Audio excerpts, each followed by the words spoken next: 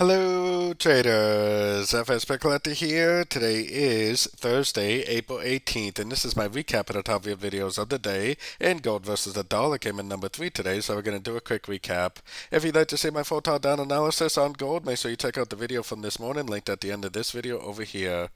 So gold did kind of continue up. It's been pretty slow on gold, but I still think that my original analysis from this morning is still holding. This is a 1. This is 1, 2, 3, 4, 5 waves down, definitely. Wave, most likely wave A. 1, 2, 3 waves up. Wave B, another 1, 2, 3, 4, 5 waves down. I think that is extremely clear that's an ABC correction, which is a 5, 3, 5 pattern, so ABC of 2. I think this is going to likely make an overlapping pattern. I have my Fibonacci level on here. I think there's a very good likelihood it's going to bounce off a fib level and over the next few days make its way up to the 38.3%, right below the 2440 area. It's probably going to be a very overlapping pattern, but I still think that it is going to make it all the way up to this fib level, probably like an ending diagonal wave 5 type pattern, all the way up to around the 2440 area.